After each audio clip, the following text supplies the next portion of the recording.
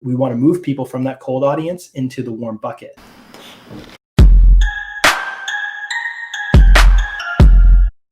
Hey, what's happening? This is Jay Hunt back with the Digital Hunter. And this week, what we're going to talk about is how to create a Facebook ad campaign on a budget. A lot of people come in the door and they don't have thousands of dollars to spend on a Facebook ad campaign, but you can still run a successful campaign with a smaller budget, say around $500. Unfortunately, with a smaller budget, you're not able to do some of the things that you can do with a bigger budget, like optimize for leads or conversions. It gets a little trickier when that budget is smaller because you just don't have enough money to allocate or dedicate towards that Facebook auction to get your ads in front of those people that convert on content. However, if you do have a smaller budget, we can still optimize for things like engagement or traffic to your website. These are optimization or ad types that we can use with that smaller budget. So today what I'm going to do is I'm going to break into a campaign that I'm running for ourselves, Merged Media, and it's a campaign that we're going to be running on a small budget of $15 a day. Now, typically when we set up a campaign at $15 a day, we typically spend $10 on cold audiences to fill up that bucket of warm audiences. If you've seen any of my videos in the past, you know what I mean by a bucket. We want to fill up this bucket of warm people that have engaged on your content, viewed your content, or visited your website. Okay, so that's the goal with that $10 is we want to move people from that cold audience into the warm bucket. Now with the $5, we're going to allocate that $5 towards the retargeting, so people engaging on content or visiting your website. Okay, so I'm going to break into it now. I already started the cold campaign. The cold campaign is set and it's running. And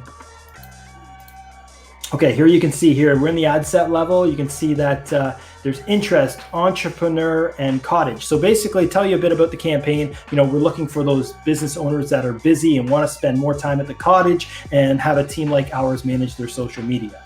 So that's the goal. This is an interest-based ad set, just one of them. And you can see here's our traffic. We're optimizing for traffic and we're optimizing for entrepreneurs that are also cottagers.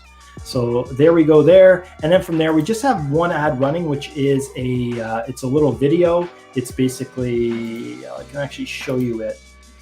It's just a short little clip. It's only 10 seconds long, but it doesn't really matter. It doesn't need to be this high quality video by any means. It's a simple video saying, hey, spend more time at the cottage. Okay. And we're targeting people that are entrepreneurs that are also interested in cottaging and fishing. So we're making sure we're getting that ad in front of that right audience. Okay. Again, now all I want to do right now is capture people either clicking that learn more button or watching 3 seconds of this 10-second video. Okay. And I'm going to show you why that's important in a second. So if we go back to campaign level, I'm actually going to go through the process of setting up this campaign. So first and foremost, we're going to want to optimize for traffic, okay? Conversions, it doesn't make sense to tell Facebook to try to get our ads in front of people that convert, especially with the retargeting audience, because retargeting audiences are just naturally going to be very small. We just want to get our ads in front of those people that have already seen our content or already visited our website. Okay, so we're just going to pick traffic. I always prefer traffic over reach and brand awareness. I do want to get people that do have a tendency to click on content and not just scroll past content. So that's why I'm grabbing traffic. Okay, and from here, you know, it's always good to give your campaign a name. Which media we'll call it cottage retargeting. Okay, cool. So as we go down here, boom, let's go next. So now on the ad set here, I already have a custom audience that I set up. So this is actually, it's basically what I did was I created an audience that's going to include anybody that watched 3 seconds of that little cottage 10-second video. So once somebody watches 3 seconds of it, they're going to go into this bucket here. So I'm going to choose that. And this is going to be a warm audience. They're going to be familiar with our brand because they saw that first ad. Okay. And in terms of location and age, it really doesn't matter at this point because all that matters to me is that they saw that first ad. So there's no reason to go into detailed targeting here. I'm just going to keep it broad, and anybody that consumed 3 seconds of that ad are going to see this next one. Okay. Optimizing for landing page views, not clicks. I want people that are actually going to hit my page and that pixel is going to fire. That's important. And then from here, I'm on the ad level, and I am just going to grab merge media, boom. And then from there, I'm going to make it, it's very easy. I'm going to do a single image on this one, and I'll add an image, and we're going to add this one here, another spend more time at the cottage ad. Perfect. And just for the sake of time, I'm not going to dive too much into the text. I'll just say focus on your one thing and let the experts do the rest. I like short and sweet headlines or text. Sorry, short and sweet copy is good. You know, essentially, you want to have your copy at least 3 lines or less and pack that punch, because that's what people are initially going to see and capture that interest. Okay, long tailed is okay, but in some cases, you know, short and sweet really does do the trick. Now, the headline, we'll just say social media marketing done for you. Awesome. And description, you can fill it as well. I'm actually sending the traffic to this page here. So what I'm going to do is I'm just going to copy this text. It's always good. What you want to do is ensure that whatever page you're sending traffic to from Facebook, that the message on that page is as close as possible to the ad that you're sending over to it. Because what you don't want is people hitting your ad, going to learn more, and hitting a page that is not interesting to them. Okay, or some sort of an ad that's clickbait that's just going to get them to click over. Facebook will look at that as a negative experience, and your cost is going to go up. Okay, so let me just grab that URL in here. Okay, awesome. Now, all this other stuff, you always want to make sure that pixel is ready to fire. And there it is. Okay, you always got to make sure the pixel's on, because that's going to be able to track conversions back to Facebook. Okay, now the call to action here, because they already saw that first ad, I'm going to get a little aggressive with this next one, and I'll say get quote. Okay. So they're clicking on the get quote button. So there's a little more intent there. That's important. So now I got that all set up. It's targeting people that saw 3 seconds of that first video, and retargeting set up. And now we should be good to go. Boom.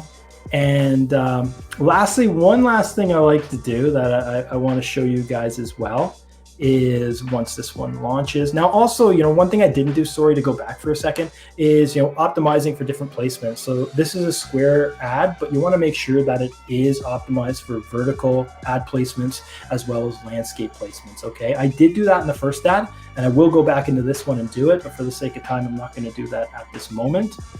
So I am going to go back to campaign level. Here's my cold audience here. And as you can see, I only have, this is my cold campaign, and I only have the one ad set. I do like testing multiple, so I am going to duplicate this, and we're just going to throw it in the existing campaign.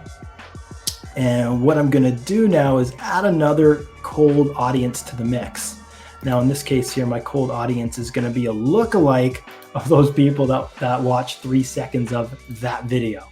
Okay. And I'm just going to keep all of this. I'll just keep this all on. You know what? I'm going to take off the detailed targeting. I don't want any of this stuff in here. Not necessary. There we go. Even that, I don't even need that right now. I just want to keep it as open as possible. We'll keep that. Locations. Okay, cool. So this lookalike is just going to consist of anybody that watched 3 seconds of that first video. So, I mean, this is the power of lookalike audiences, and I love lookalikes for this reason. I'm interested to see which one of these 2 ad sets perform better. But nonetheless, I am going to throw this one live. I just want to confirm I got everything right here. Yeah, we're going to publish that. And then now we're live on that. I'm going to give it another name just so I don't get confused. But basically, that is it there. Let me just go in and edit this. We're going to call this Lookalike Cottage 3-second views. Awesome.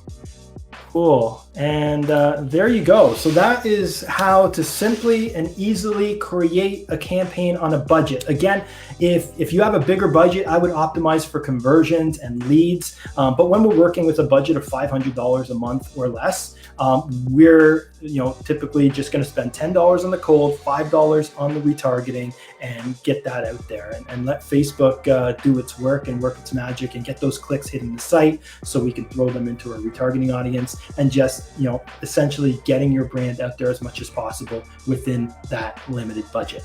Okay. Any questions, you can hit me up, leave comments below, all that jazz. The company's Merge Media, merge.ca, and we'll talk to you soon. Thanks a lot.